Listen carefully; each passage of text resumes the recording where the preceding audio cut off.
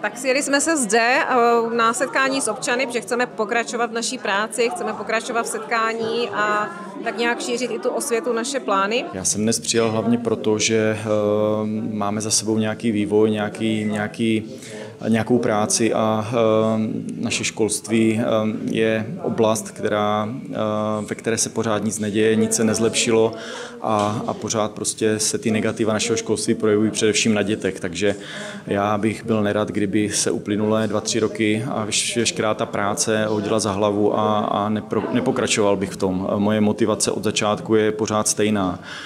Rád bych pomohl tomu, aby se naše školství proměnilo, aby se proměnilo ve prospěch našich žáků a to je moje motivace, která prostě je dlouhodobá a na ní se nic nemění. Já jsem tuhle akci zorganizoval a jsem rád, že celý náš tým přijel a zúčastnil se, protože my jsme sice vystoupili z pro, ale naše mise nekončí.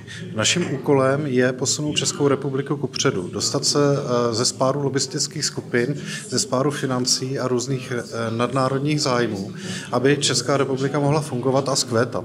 A pokud se to někde nepovedlo, tak to neznamená, že se končí. Tady je hromada skvělých lidí, kteří chtějí pokračovat, kteří chtějí komunikovat s lidmi a v těch lidech je síla.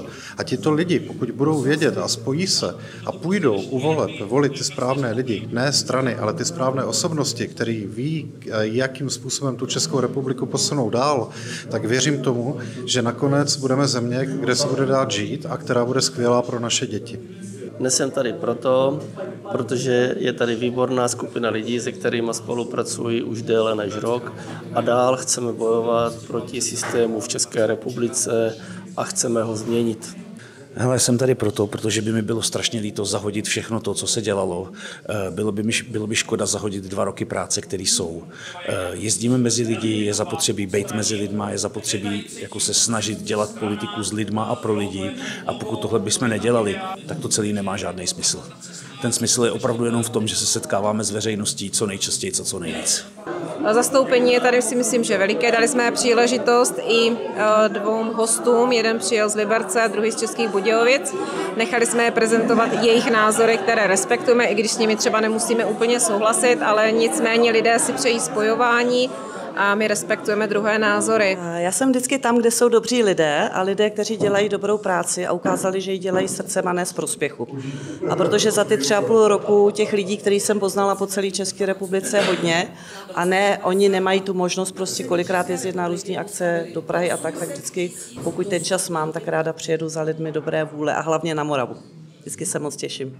Jsem tady proto, že tyhle věci, tyhle akce jsou důležité. Jsou důležité z hlediska informací, jsou důležité i z hlediska toho, že člověk, který takzvaně vykukuje někde, vystrkuje ten obličej, tak je důležité ta komunikace s lidmi. Je důležité přijít sem s lidmi, diskutovat s lidmi, mluvit. Druhá věc je, že vím, že prostě jsou tady určité teďkom rozpory, že se něco nepodařilo, že se něco částečně rozbilo. A já vím, že ta skupina lidí, a nemalá skupina lidí, má to srdce, má ty své myšlenky a jsem přesvědčený o tom, když jsem se s nima bavil, že to, co oni chtějí, je správné, je určitě správné. Je tady však věc a ta věc je taková, že ne všechno, co udělali, já za správné považuji, nebo ne za správné, ale za ten daný moment, že teď to přišlo.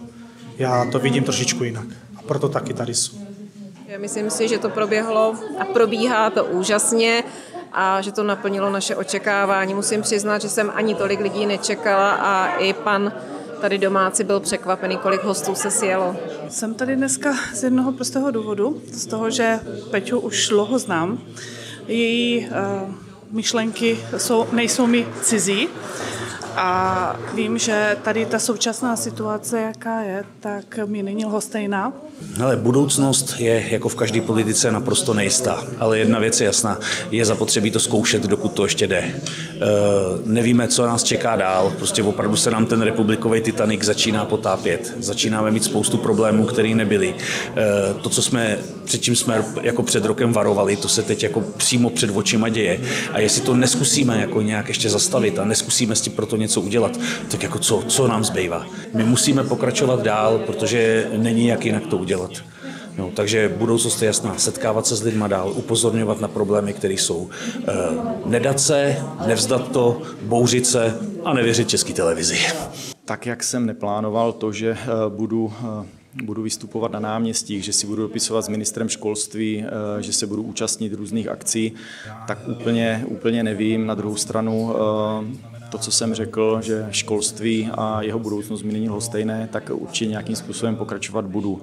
Dává mi smysl se setkávat s lidmi, dává mi smysl si vyslechnout jejich názor, zároveň jsem rád, že je slyšet i můj názor a v tom hodlám pokračovat. Jestli moje cesta bude politická nebo jakákoliv, tak tohle nechávám určitě otevřené, ale dokud prostě se do vedení našeho státu nedostanou lidé, kteří mají ty úmysly čisté a chtějí pro tu naši zemi něco udělat, tak se asi moc dál nepohneme.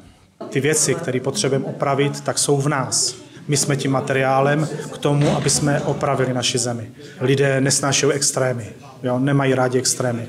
A my, ať se nám to líbí sebemíň, my musíme vyjít tady z té šílené reality, té rádoby parlamentní demokracie. My z toho musíme vyjít a musíme vedle toho vybudovat něco, které, jak já říkám, kontrolní systém, který bude tlačit na ty politiky, který je bude kontrolovat a který řekne tak a dost, tohle dělat nebudete.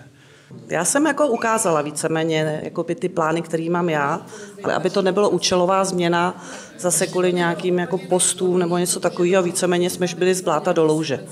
Takže já osobně opravdu se snažím věcem, kterým rozumím já, tak aby se měnili, aby se prostě už lidem nelhalo, protože pro mě jenom to pokračování opravdu s tou holou, nahou, naprostou pravdou je to jediné, co může tu společnost zlepšit.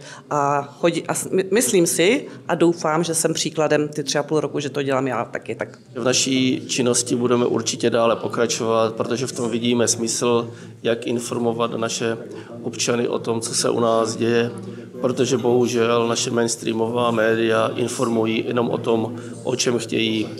Důkazem tohoto bylo pondělní konference v Poslanecké sněmovně ohledně COVID-19, kde byla strašná spousta odborníků, ale bohužel jako obvykle tam náš mainstream chyběl. Pouze to přenášela alternativní média. Co bude dál? No, pokračujeme. Máme spoustu projektů, spoustu plánů. Myslím si, že se naši občané mají na co těšit. Naším cílem je se spojovat, protože cesta je náš cíl.